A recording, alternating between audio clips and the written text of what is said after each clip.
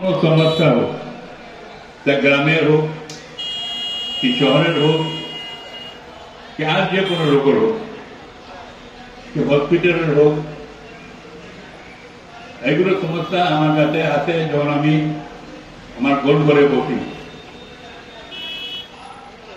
গোল ঘরে আসতে কিনা বরাবরই আমি ওখানে লোকের জন্য ইসলামপুর থেকে চোপড়া পর্যন্ত গোয়ালপুর পর্যন্ত সব জায়গায় খবর রাখি ওখানে।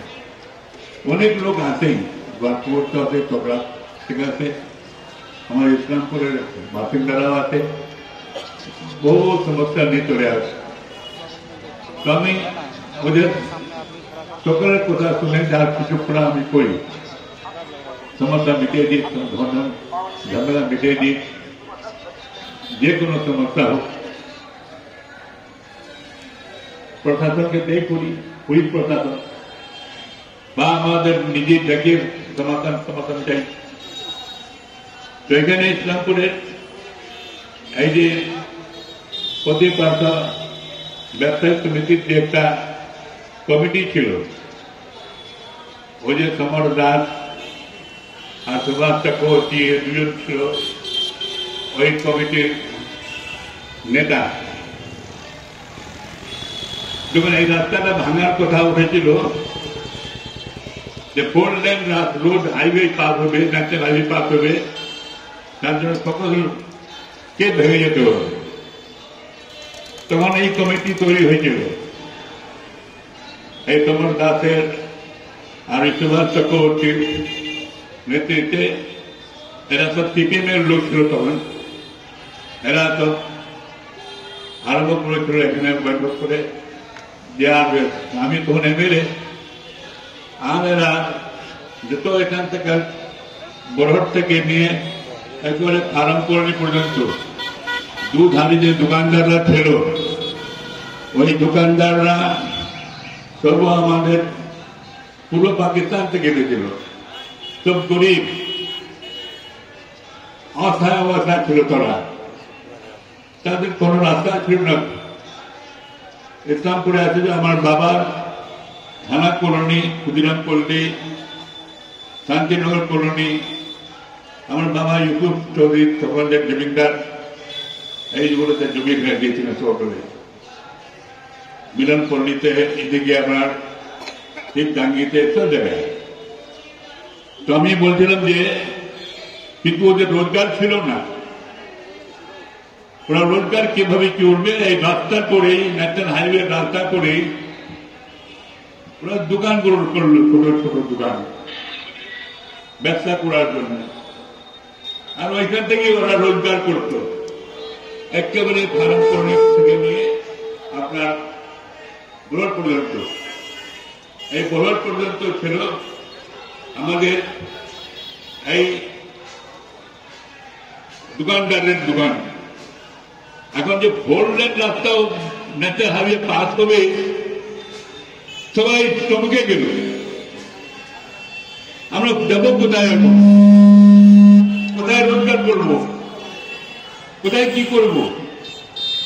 এটা নিয়ে একটা বিরাট সমস্যা সঙ্গে গেছে। আমরাও ভাবছিলাম যে ঠিকই তোগুলো শহরের মধ্যে ভেঙে যাবে, কেমন করে কি হবে? এই যে ব্যবসায়ী সমিতি এরা তৈরি করেছিল, প্রতিপার্থ সমিতি, এই সমিতিটা আমাকে বলল যে আপনি একটু সামনে আমাদের সরকারকে, তো মাননীয় জ্যোতি বসু প্রয়াস উনি মুখ্যমন্ত্রী ছিলেন, ওনাকে আমাদের আনতে হবে। ওরাও আন্দোলন করছিল। আর আমি জলপাইগুড়িতে যখন আসলেন, প্রয়াস মুখ্যমন্ত্রী জ্যোতি বসু মহাশয়, ওনাকে বললাম ইসলামপুর আমাদের ছোট শহর, এটা বিহার থেকে এখানে আনা হয়েছিল, তাতে বিসিরা এনেছিলেন তখনকার মুখ্যমন্ত্রী। আপনি এখন এই শহরটা একদম ভেঙে হবে যদি 4 লেন রোড যদি পার হয়, ন্যাশনাল হাইওয়ে যায়, আর এখানে সমস্ত পূর্ব পাকিস্তানের লোকেরা যারা উদ্বাস্তু তাদের রোজগারের রাস্তায় দোকানদার দোকান দোকান দোকান করে থাকতে পারে। এটা যদি জ্যোতিবাবু যদি মুখ্যমন্ত্রী যদি আপনি না কেন তাহলে খুব মুশকিল হয়ে যাবে। আটকানোর জন্য আপনাকে বাইপাস দিতে হবে, দাবি উঠেছিল বাইপাস। ওই দাবিটা আমি ফোন করলাম। আবার উনি রায়গঞ্জে আসলেন, রায়গঞ্জে এসে একটা গ্রিন সিগন্যাল দিলেন। নিয়ে আমি এই ইসলামপুরের শহরের কে না ভেঙে একটা বরফ থেকে বাইপাস প্রবেশ চিকিৎসা করতে যাবো। এটা একটা গ্রুপিং করে হলো, আর তাই হিসাবে ন্যাশনাল হাইওয়ে 4 লেন প্রপোজাল ওদিকে চলে গেল। এটা দেখতে গেল। এই যে সমর দাস, এই যে সুভাষ চক্রবর্তী, এরা তাদের জন্য আরো সমস্ত কমিটি লোক আছে, করা সব সিপিএমের লোক সম্বন্ধে। তখন তো বাঁকুড় দরকার, ওটা সিপিএম করতো। তখন ক্ষতি হলো, আমি ছিলাম। আমি তখন এদের বলতে ঠিক আছে, আপনাদের কথাই নতো কার জন্যে, ফর হোম, যারা বেরোজগার। কেউ ছানা চড়ে বাকেটটা নিয়ে থাকে, কেউ ব্যানার্জি ভাজাওয়ালা আছে, ব্যানার্জি ভাজা যারা থাকে একটা বাস্কেট নিয়ে। ছোট ছোট চার দোকান আছে, ফলের দোকান আছে, রাস্তায় আছে, এই তো দোকান আছে। রাস্তা আছে দোকানটা, ওদিকে একটু আরো বড় করে, রাস্তাকে একটু বড় করে দিই, বড় করো, ঠিক আছে। আর তো এই আছে বেশি বড় হবে না। এই জন্য এখন সমর দাস আর একে নাম সুভাষ চক্রবর্তী, এরা চক্রান্ত করে এখন কি করতেছে, বাইপাস তো হয়ে গেল আমার 5,000 crore টাকা খরচা করে ন্যাশনাল হাইওয়ে।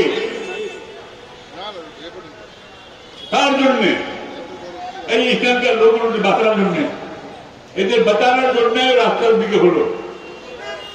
এখানে এই রাস্তাটা দোকানদাররাও থাকবে, আবার হকাররা যারা আছে, যারা ফল টল বিক্রি করে, তারা ব্যানার্জি ভাজা বিক্রি করে, তারা চুর বিক্রি করে, আর যেমন তেমন যে বিক্রি করে, তারা সকলেই এখানে থাকবে, রাস্তাও থাকবে। আর আমার বেরোজগার লোকেদের রোজগারও থাকবে। সুভাষ চক্রবর্তী যার দোকান টোকান একটু করে করে আছে, আর শুনতে কি আমি করে আমি জানিও না। আমি তো আপনাদের এমএলএ ইসলাম করে 56 বছর ধরে, ফর লাস্ট 56 ইয়ার্স আমি এমএলএ কি করছি, এখানে মানুষের সমস্যাগুলো দেখেছি, মানুষের কাছে গিয়েছি, তাদের বক্তব্য শুনেছি। ঝামেলা মিটার মামলা, আর এই ব্যাপারে আমরা জানতাম না। দেখতে বড় করছে, আরো লোকে করাবে। যেহেতু সুভাষ চক্রবর্তী দিয়ে বাঁচিয়ে দিতে আমার একটু দূরে থাকে, ওদিকে নিয়ে আমি সমর দাস এই একটু আগে সামনে, আমি তো আমাকে বাঁচিয়ে রাখি, ওটা বাঁচিয়ে থাকবে। আর আমাদের বাকি লোককে সরিয়ে দাও। It is not possible. এই রাস্তা তো আমি করেছি বাসের জন্য, সমস্ত গাড়ি চলাফেরা করার জন্য, আর মানুষের রোজগারের জন্য। যারা বেকার আছে, যারা বেরোজগার আছে, ওদের জন্য এটা তো ভাঙতে হবে। আমি একটুকে বলেছিলাম যে ভাঙবেন না, একটু যেন এটা ভাঙা হবে না, সর্বোচ্চ একসেপ্ট করা হবে না। আমি 30 তারিখে দেখা করছি, এই গত 30 তারিখ আগস্ট আমি ওনার যে একটা রিপ্রেজেন্ট দিলাম, পুরো বক্তব্য লিখলাম। আমার ছোট টাউন 1956 সাল থেকে এই টাউনটা আছে এখানে। আরো তো লোককে নিয়ে আসে যেভাবে আমাদের পুরো পাকিস্তান থেকে লোক লাগতে দিত ওইটা নিয়ে যে শহরটা একটু বড় হয়েছে ওদের এখানে থাকার ব্যবস্থা করে এই রাস্তাটা ছিল এরকম এক কয়েকটা কলোনি এখানে হয়েছিল এটাই ব্যাপার এখন আপনারা এটা তাকে ছোট চকটাকে রাস্তাটা আছে পিটপুরি আর কি বড় করতেছে আর তো বড় করার দরকার নেই আমি তো ন্যাশনাল হাইওয়েটাকে ফোর লেন ন্যাশনাল হাইওয়েটাকে আমি ওইদিকে বাইপাসের দিকে পাঠা গেলাম বাইপাসের কোদিকে তখন আমি বলতাম যে জ্যোতি বাসু মুখ্যমন্ত্রী ছিলেন তাই করলে না আরে কমপ্লিট হলো আমাদের মমতা ব্যানার্জির আমলে সমস্ত জমি টমি কেমন করে একবার হয়ে কি হবে মমতা ব্যানার্জি সরকার প্রশাসন সমস্ত মদত দিল রাস্তাটা ক্লিয়ার করা যাবে অনেক সমস্যা ছিল আমাদের জমি মালিকদের তাদের জানানো হয়েছিল মমতা ব্যানার্জিকে আর আমি এমএলএ হিসাবে এখানে করেছিলাম আর রাস্তাটা কি হবে কি অনেক ঝামেলা হয়েছিল অনেক আটকানো হয়েছিল জায়গায় আমি সমস্ত জায়গায় যায় এসডিও ছিল ডিপিও ছিল সবাইকে নিয়ে আমি রিপোর্ট করেছি মানুষের সমস্যা রিপোর্ট করেছি রাস্তা হয়ে গেল বাইপাসটা হয়ে গেল মমতা ব্যানার্জির আমলে এই 2 বছর হচ্ছে আর এই রাস্তা এখন আমরা অনলি 4 আওয়ার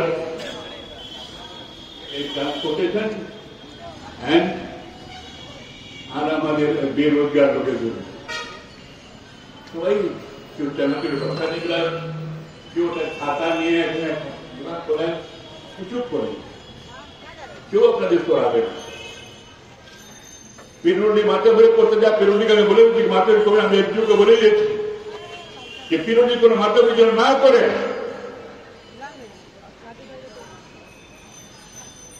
পিরুন্ডি এখানে জোর করে কাউকে সরাতে যাবে আমি হতে দেবো না আমি সেদিন বলেছিলাম একজনকে চিঠি লিখে দিয়েছি যে আমার কোথায় যদি না শুনে আমার কোনো জানা নেই আপনারা যে রাস্তাটা বড় করা হবে ড্রেন পরিষ্কার করা হবে কোন মিটিং করেননি আমাকে জানায়নি এই জন্য যদি এখানে বাধা আমি দিব তখন আপনারা বলবেন যে সরকারি কাজে আপনি বাধা দিচ্ছেন তো দিচ্ছেন সরকারি দপ্তরের কাজে আপনি বাধা দিচ্ছেন আমি বলে লেখা আছে আমার চিঠি আমি জেল যেতে আর রাজি আছি কিন্তু কোন বোকা করছে ওকে দেবো না বাজারের জন্য আমরা জেল করতে পারি যাবো এই জন্য আমি তাও পৌঁছে ধরতে পারব না একজন বললাম আমাকে যে কোন লোক উচ্ছেদ হবে একদম সবাই যেরকম আছে ওরকম একটু রাস্তা পরিষ্কার করছে মেটার ভিতরে করা হচ্ছে ওগুলো দেখে খালি সুবিধা করে দিবে কিন্তু কাউকে সরানো হবে না কাউকে উচ্ছেদ করা হবে না এই যে প্রশাসন আমাকে এটা বলবে ঠিক আছে ড্রেনের উপর যা আছে সেই ড্রেনের উপর লোকের যা আপনি সরাবেন না আমি বলেছিলাম যে সেই নিজেকে যাকে বলেছিলাম পিঠটা ঠেলতে ঠেলতে আমার কোন উপায় নেই পিঠটা ঠেলে ঠেলতে আমার সোনার আটকে গেলাম আর যাওয়ার রাস্তা নেই তো ওই বেরোজগারটা কি করছে আমার ওই ড্রেনের উপর চলে গেছে আমার ওই বেরোজগারটা আপনার পরিবারকে চালানোর জন্য ওই ড্রেনের উপরে বসে গেছে ড্রেনটার মধ্যে ওখানে চালানো করে ড্রেন দিকে আছে ড্রেন বন্ধ হয়নি ড্রেন কিন্তু বন্ধ করা হয়নি আর উপরে খুঁটি খুঁটি লাগায় বা কংক্রিটের পিলার দিয়ে দাঁড়িয়ে আছে যখন পিঠটা লেগে গেছে যে কোন জায়গায় নেই আমার এটা দোকান করার এই জন্য ড্রেনের উপর চলে গেছে এই জন্য আমি বলছি যে তোকে পিঠ থেকে যাওয়ার পর তারপর ট্রেনে গেছে আমি ছুটি রাজিতে যাইনি আমি ওটা বলছিলাম বললাম তো কেমন না কেমন নিয়োগ করে ভালো ভালো করে ওটা তো ভালো লেখক ভৌতিকটা 25 বছরের মতো একটা রিপোর্টার ভালো লেখা উচিত। তো আমি বলছিলাম ওটাই যে আমি কাউকে উচ্ছেদ হতে দেবো না, কাউকে করতে দেবো না। আপনার সবচেয়ে বড় দিকে আমাদের এসডিও সাহেব প্রস্তাব আছে, ও বলেছে আমি আপনাদের সঙ্গে একমত, এটা কোনো ভাঙাভাঙি হবে না, কাউকে উচ্ছেদ করা হবে না, কোনো জায়গায় ভরে দিই একটা বিষয় এসডিও সাহেব প্রশাসন আছে। এখন আমি একটা আপনাদের কথা বলছি, সমস্ত আমাদের এই ইসলামপুরের রোড বাসিন্দাদের, রোড দোকানদারদের, এই যে লোকগুলো আছে না যে দোকান তৃণমূল সমর্থন তার আর্থকের আর কিছু বুঝে না, এরা নিজের স্বার্থ পালন করতে চায়, বাকি লোক মরুক ডাক জন্মে এটাই চায়। এই জন্য ওদেরকে আপনারা সরিয়ে নেন। যারা খুব বিপদে আছেন, যারা এখন কান্নাকাটি করতেছেন, একেবারে অসহায় বোধ করতেছেন, একেবারে অসহায় বোধ করছেন আপনারা, ওইগুলো লোক মিলে একটা আলাদা কমিটি করে নেন, একটা গরিব ফাঁসির গরিব দোকানদার কমিটি আপনারা করে নেন। এটা তো হলো কফি পাত্র বড় হয়ে গেল, আপনারা গরিবদার করেন, এটা আলাদা আপনারা কমিটি করে নেন। আর এই কমিটিকে নিয়ে আর সমস্ত দোকানদার ভাইদের নিয়ে আমি কি বলেছি, দেখেন আমাদের বাড়ি পরিষ্কার রাখতে হয়, আমি না পরিষ্কার করতে ঘর পরিষ্কার করে রাখি, লোকজন আসবে বসার জন্য পরিষ্কার করি, এরকম করে বাড়ি ঘর সব পরিষ্কার করি।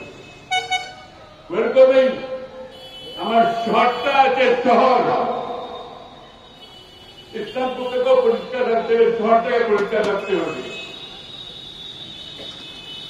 এই যে ড্রেনগুলো জাম 30-35 বছর ধরে অত কালা বের করে দেয়নি,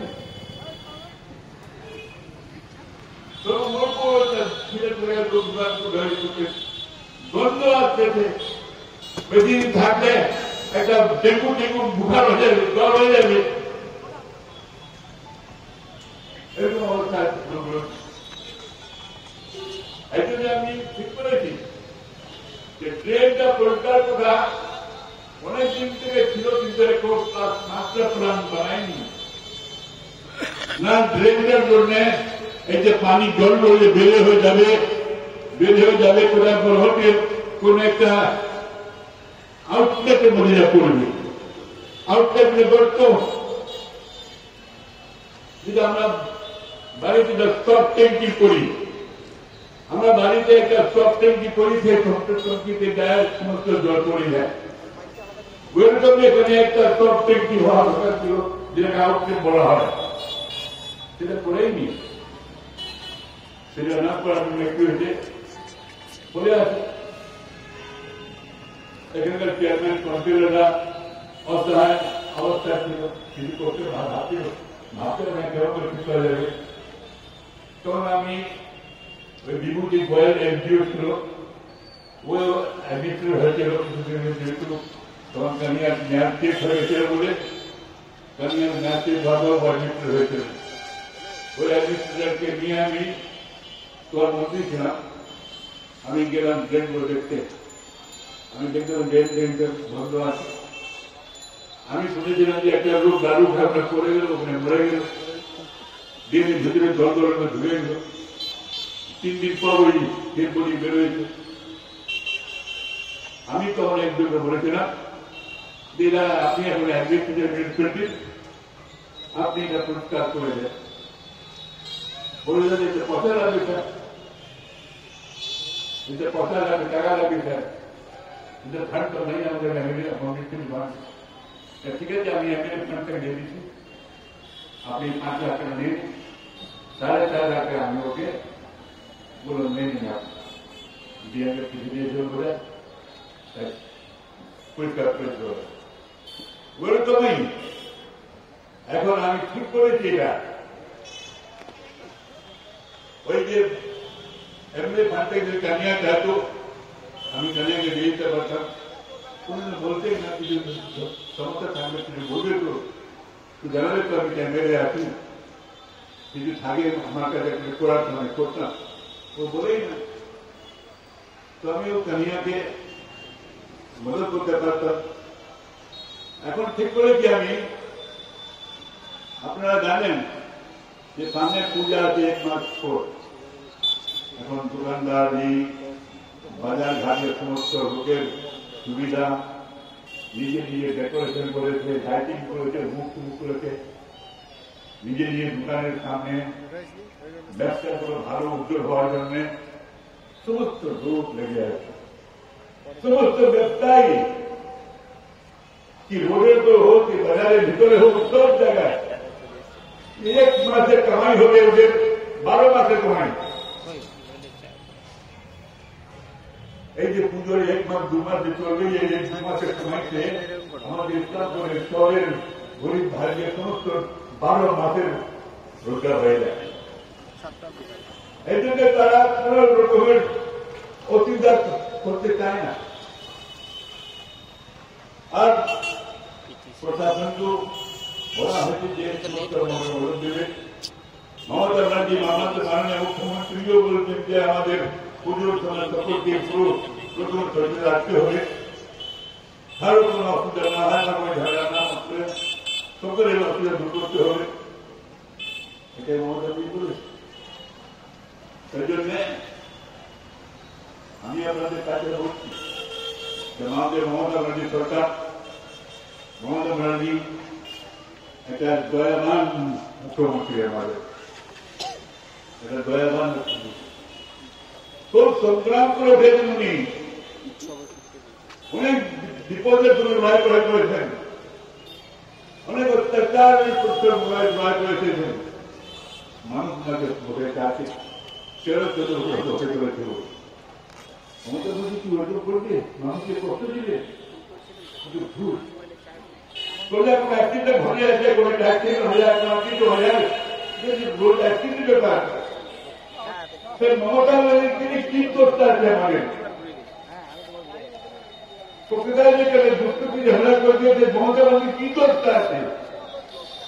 সে দুষ্কৃতি হবে, সে দুষ্কৃতি ফাঁসি হবে, মমতা ব্যানার্জি ফাঁসি রুল পাস করিয়ে ফাঁসি আইন যে ভারতের কোন জায়গায় নাই,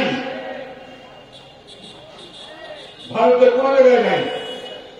ওই ব্রিটিশ আইনে চলে আসছে রেপ অ্যান্ড মার্ডার, সে আসামিকে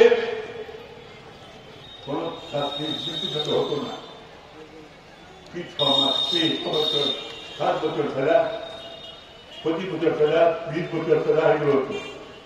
এই তো আসামি কয়েকদিন পর আগে 25 বছর আগে 25 বছরের পর আলিপুর দণ্ডে আসামি ওয়েলকামে আমাদের সেটা নিয়ম ছিল। মমতা ব্যানার্জি না যে রেপ একটা এরকম অন্যায় বা অত্যাচার মেয়েদের উপর, এটাকে মৃত্যুদণ্ড আসামি পাওয়া যাবে বলে উইদিন মান্থ एक मदन मध्य आसामी चिन्हित करते হবে আর তাকে 36 দিনের মধ্যে ফাঁসি দিয়ে দিতে হবে।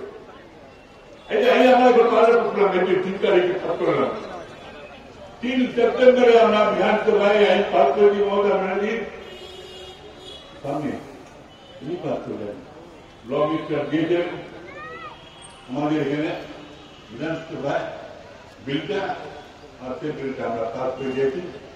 এখন পার্লামেন্টে যাবে, मोदी का देखिए राज्यपाल की जाते, राज्यपाल तलाड़ी हुए तो ममता ब्यानार्जी को नहीं सुनो, जे কোনো লোক এই পাপের মধ্যে যদি সামিল হয় আর চিহ্নিত হয়, এমনি ঢাকা কাণ্ড হাতিদের এগুলো না চিহ্নিত হতে হবে। আর চিহ্নিত ওই 6 বছর 7 বছর 20 বছর লেগে গেল, ওটা না 1 মাসের মধ্যে করতে হবে। 36 দিনের মধ্যে ফাঁসি হবে, hang to death, hang to death, hang to kill death, hanging till death, ফাঁসি হবে আর মরবে। ওইটা আইন দিয়েছে পারে। এটা ভারতের কোন রাজ্যে একদম আইন পাস করেনি। অনেক পার্টিগুলো আছে, বেঁচে আছে,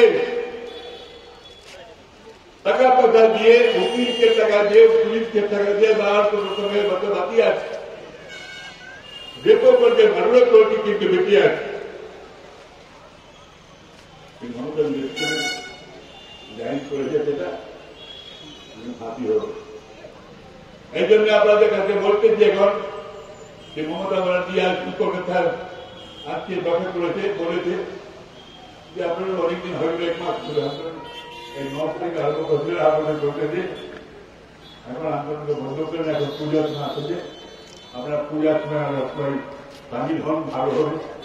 ফিরে আসুন পূজাতে, ফিরে আসুন পূজাতে, একটু মমতা ব্যানার্জি বলে দিয়ে। আমি তো বলছি যে আপনাদের আজকে আমাদের ইসলামপুরের নল এই নানা পরিষ্কার ব্যাপারটা আমি বলেছিলাম, আমাদের বাড়ি ঘর আমরা পরিষ্কার করি, আমরা বাড়ি ঘর আমরা পরিষ্কার করি, ঘর পরিষ্কার করি, তো আমার ঘরটা তো পরিষ্কার করবো। এই যে ডাউন করে আছে আজকে 40 বছর ধরে যে বিস্মৃতি অবস্থা আছে, কিছু ভাবতে যাচ্ছি কিভাবে করবো, বিভিন্ন প্রশাসন করার জন্য। প্রশাসনের আলাদা জিনিস, প্রশাসনের আলাদা জিনিস। এই যে বিস্মৃতি আছে নির্বাচিত কমিটিগুলো নিয়ে আসে, আর প্রশাসনের আছে আলাদা জিনিস। অফিসের করে एसडीओ है, पुलिस है, समस्त दफ्तर करবে, এবং নির্দেশ পাবে এবং কিছু বুঝবে না জন্য মতো থাকবে সমস্ত ছাত্র। কিন্তু সেটা এগিয়ে করতে আছে, এটা প্রশাসন আমি বলেছি যে আমার সুরক্ষা সুরক্ষা দায়িত্ব বুঝে না কিছু হবে না। দেখো নালাটা এই যে দীর্ঘদিন ধরে পড়িয়ে নালা আছে, সেই নালাটাকে পরিষ্কার করার জন্য কর্তব্য নিষ্পত্তি পারলো না, আমাদের কর্তব্য আছে। আমি দোকানদার ভাইকে প্রত্যেকটা জন্য দেখা করবো, ঘোরে ঘোরে যায়। আমি পূজাটার মধ্যে কি পানি পারবো, এই কাল পরশু থেকে আমি তোমাদের দেখা করতে যাবো, বলে আমাদের প্রকাশ করতে হবে, আপনাদের সহযোগিতা করবে আমাদের এই নালা পরিষ্কার জন্য। আমি যে ছোট কমিটি করবো সেটা হবে নালা পরিষ্কার কমিটি, নালা পরিষ্কার অভিযান চালানোর জন্য, নালা পরিষ্কার অভিযান চালাবো আমি, আমার নীতি থাকবে। সমস্ত লোক আমি ইসলামপুরের মিস্ত্রি চাকরিকে আর কনফিডেন্সের বলবো যে এই অভিযানে আমাদের সামিল হতে হবে। সমস্ত দোকানদারদেরকে আমি সামিল করবো এই অভিযানে, সমস্ত দোকানদার ভাইকে সকলকে নিয়ে আসবো যে আপনারা আমাদের এই নানা পরিষ্কার করে দেন। 30 বছর দাম করা তারা লোক পড়ে গেল ডুবে যাবে, এরকম দল দলটা ডুবে যাবে। এই জন্য আমি নিজে আমি খুব ঘরে বললাম যে আমার খারাপ ছিল, আমাকে দেবো, আমি নাবো, সে করে করবে, আমি করে যাবো। এই জন্য তোমাদের দোকানদারটা কেউ নামাবো, আমিও নাবো। দোকানদার ভাড়াও নামবে, তার স্টাফও নামবে, টোটালও নামবে, আমরা যারা কমিটিতে আছি অভিযান চালানোর জন্য তারা থাকবো, কর্তৃপক্ষরা আছে, চেয়ারম্যানরা হাতের সঙ্গে ভালোভাবে সবাই মিলে আমরা এই নানাকে সাফ করে চলে যাবো। আমরা কন্ট্রিবিউশন দিব। দোকানদাররা ভাইরা আছে, কেউ 3,000 কেউ 4,000 কন্ট্রিবিউশন দিবে। আমি 1 মাসের বেতনটা দিয়ে দিব। আমি 1 মাসের যে বেতন পাচ্ছি 61,000, সে 61,000 আমি দিয়ে দিব।